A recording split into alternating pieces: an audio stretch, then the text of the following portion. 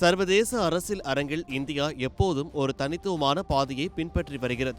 ஒரு பக்கம் அமெரிக்காவுடன் நெருங்கிய நட்பு, மறுபக்கம் ரஷ்யாவுடன் பல தலைமுறைகளாக தொடரும் ஆழமான உறவு என இரு துருவ நாடுகளையும் சமமாக அரவணைத்து செல்வது என்பது இந்தியாவிற்கு மட்டுமே கைவந்த கலை.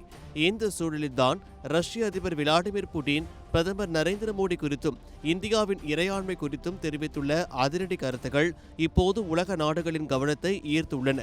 புனித பீட்டர்ஸ்பர்க்கில் நடைபெற்ற சர்வதேச ஊடக தலைவர்களுடனான சந்திப்பில் பேசிய புட்டின், இந்தியா மற்றும் ரஷ்யா இடையிலான நட்புறவை சிதைக்க அமெரிக்கா எடுத்து வரும் முயற்சிகளை மிக கடுமையாக சாடியுள்ளார்.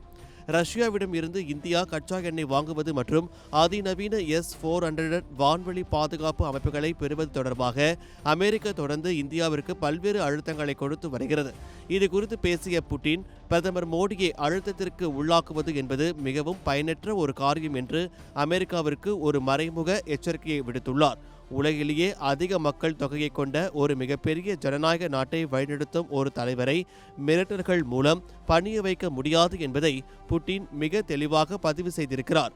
இத்தகைய அழுத்தங்கள் இருதரப்பு சர்வதேச உறவுகளுக்கே நல்லதல்ல என்பதையும் அவர் சுட்டிக்காட்ட தவறில்லை.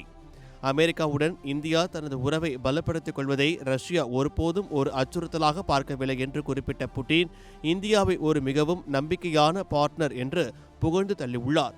இத்தகைய இக்கட்டான சூழ்நிலையில் தனது நாட்டின் நலனை மட்டுமே முன்னிறுத்தி முடிவெடுக்கும் ஒரு வலிமையான தலைமையை கொண்ட நாடாக இந்தியா இருப்பதை அவர் பாராட்டியுள்ளார்.